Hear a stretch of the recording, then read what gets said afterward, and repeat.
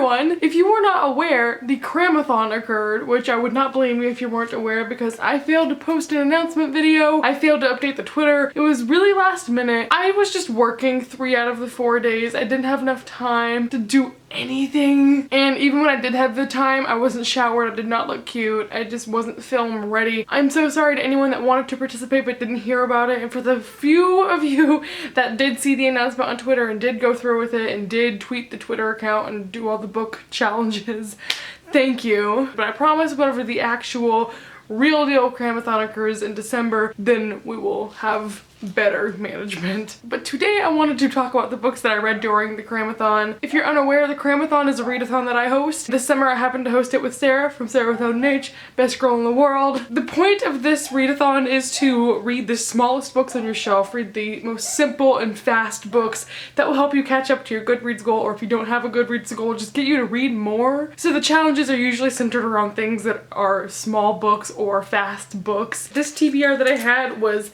10 books, which I read all but 2.5 of these. Now I'm not 30 books behind my challenge, I'm only like 11. So I wanted to read 100 books this year. I've been only reading like 2 or 3 books every month for the past couple months, so this is helping me get on track. I wish I had more graphic novels. So first of all, I'm going to talk about the 2 books that were on my TBR that I ended up not reading, and I think I'm actually going to get rid of these. This first one I actually got pretty recently. It's Doll Bones by Holly Black. I started it, did not interest me, not interested in picking it up again, so. And the next book I'm actually pretty sad about, but it's A Room of One's Own by Virginia Woolf. This is nonfiction. It's like an essay about women and writing, and I just think it's a little bit outdated because it's talking about like women aren't authors, but we obviously are, so I don't know, something about it did not click with me. So yeah, I put that aside. I think I'm gonna get rid of it. The first challenge was to read a book under 200 pages, which I did easily. I think the one that was under 200 pages was Kindred Spirits by Rainbow Rowell, which also fulfills the challenge of read a short story. So this is her little 60 or 70 page short story that's about a girl who camps out in front of a movie theater for a Star Wars premiere. I thought it was pretty cute. I gave it 4 stars. It wasn't like the best thing I've read because usually for short stories I look for things that have like morals or really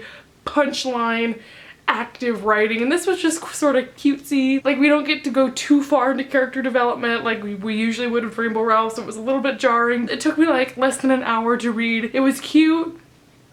Other than that, it was just, I mean, if you're a fan of Rainbow Rowell, go ahead and try it out, but otherwise, not anything special. It was fun. It helped me get a book on my TBR done, so. This next book doesn't really fulfill any challenges, but it's a short book, so I read Of Mice and Men by John Steinbeck. This is 107 pages, and this is about 2 men named Lenny and George, and they're looking for the American dream to get a house, and they're working on a farm. It's about their friendship and George having to stick up for him, and it's just about them figuring out their lives together. I didn't think I would like this because going into it I was like, where is this going? I don't know, the writing isn't particularly appealing to me, but then we hit the ending. It was so good. I was just saying about Kindred Spirits, I like a book with a punch or some sort of moral or twist. I really liked the ending of this. I liked the issues that it draws up, and I can understand why this is read in classes, and I honestly wish that I could have discussed this with someone because I do think it was really interesting. So if you've read this and you feel like an intellect, insert monocle, then if you want to discuss this with me, tweet me and let's go for it. I liked it. I think I gave it 4 stars. So I read a couple poetry books, so I'm going to talk about those next. The first one I read was Milk and Honey by Rupi Kaur. This book is from, I could be totally wrong, but from a Tumblr author. This is just a collection of poems that's in 4 parts. The 4 parts are hurting, loving, breaking, and healing. I was not a fan of this. I think I gave this 3 stars, but honestly it could be moved down to 2 stars. It was okay. I just felt like this offered me nothing new. There wasn't anything I got out of this, which is sort of sad because the writing is very beautiful at some points.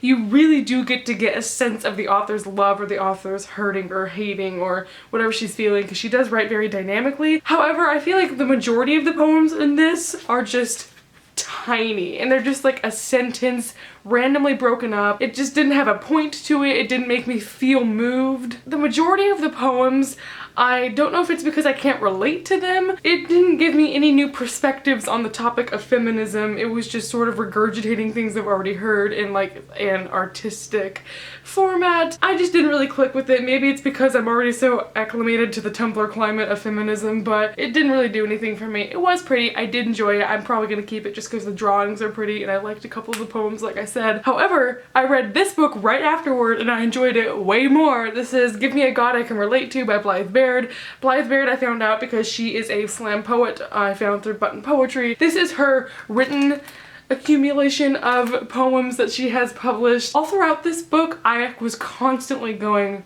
wow. Blythe has such an amazing voice. She just makes the best metaphors. She has such a great stance on feminism. And I probably should have mentioned this, but there are trigger warnings for like sexual assault and rape in these books.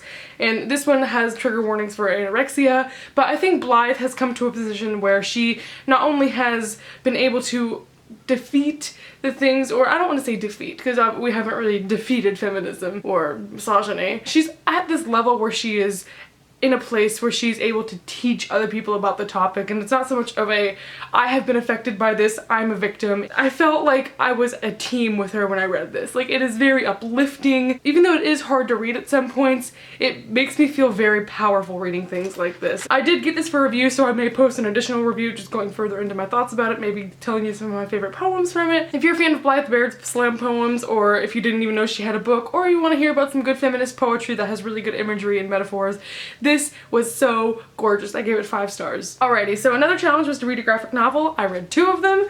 The first one was Saga Volume 5, which I've had for a while and I finally got around to it. I just kind of regret that I did not read the previous ones, or I did read them, but I didn't reread them previous to reading this one, or didn't look up a summary, because I went into this after not having read the last ones for maybe a year.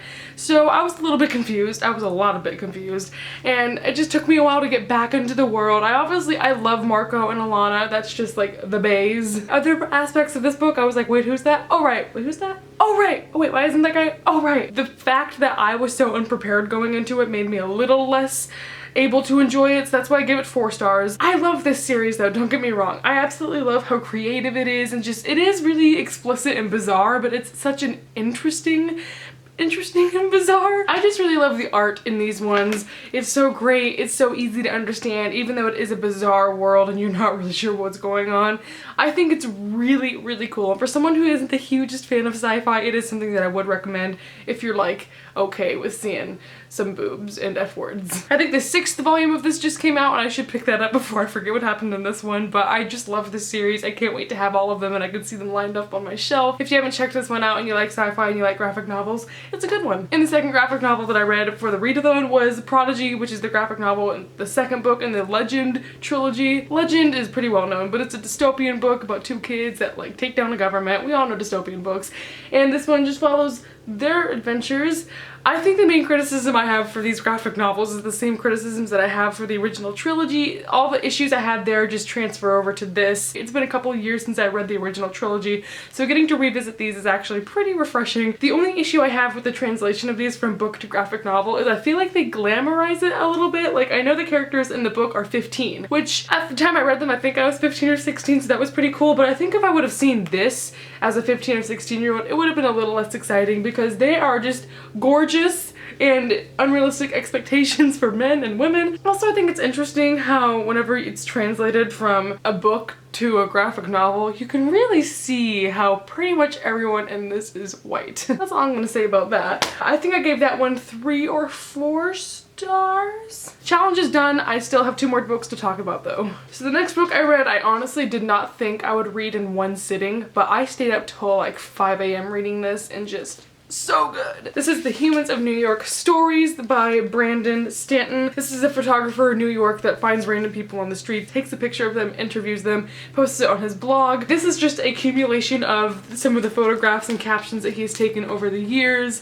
I read his previous book that was Humans of New York. That one wasn't pictures and captions. That one was pictures and like a commentary that he added, which I thought was a little bit unnecessary because I would have loved to read the caption of their interview. So when this one came out and this one followed the interviews and had the captions from the people in the picture, that's what I was looking for. And I just love this. There's so much diversity, there's so many uplifting stories, there's funny stories, there's just tragic stories. So I know he has thousands of pictures of people, so even if you think that this would just be repetitive buying it after you've scrolled through his blog, I still think it's a really great purchase. I love supporting him. He's such a great person. There is an interview with Obama in here, so this is like a big deal. Lin-Manuel Miranda is in here with his son and his wife, and it was just like, yes. I adored this book. I gave it 5 stars. It's always just such a nice, quick, it's not a quick read, but it is like basically a picture book. I just highly recommend picking this up. It's $30, but honestly, completely worth it. And it just makes me all the more excited to move to New York when I grow up, as if I'm not a grown up right now. So the last book I actually only started and was not able to finish. I believe I only got 50 pages into this, but since then I have read up to page 137, which is The Vegetarian by Hong Kong. This is a less than 200 page book about a woman in Vietnam who decides she wants to be a vegetarian, and it catalogs her life and her spiral into insanity. She lives around people that are very controlling, and it's her having to live with this. This is the Man Booker Prize winner of 2016, so I was just really interested in getting into this. I will say so far, I don't think it's living up to the hype for me. I just feel sort of dumb reading this because I'm reading it like, what's the point? Like, why does everyone like this? I don't understand this main character. Maybe there's something in the end that makes it all come together, which is what happened with Of Mice and Men, so maybe I shouldn't speak too soon. I do like the writing style. I have a friend, Mitch, who you're probably watching this, hi Mitch, who told me that her other book was also good, which I don't think comes out in America until January, but I do have my eye on that one. I need to read more foreign authors. It's just the bottom line. This is translated from Korean. I have never read a book set in Korea. More books like this, yes please. I anticipate I'll be giving this 3 or 4 stars unless there takes a twist that I never anticipated, in which case it might bump up to 5 stars. And that is everything I read for CramAthon. Once again, I promise in December when we do this again, it will be run much better. I won't have work. We can read all day. Let me know if you've read any of these books. Let me know if you've participated and if you've completed any of the challenges. I will continue doing a regular wrap-up. I think I'm gonna be doing wrap-ups differently this summer. I might be doing summer wrap-ups rather than monthly wrap-ups, just because this is the most books I've read in a long time. Goodbye everyone, hope you're having a nice life.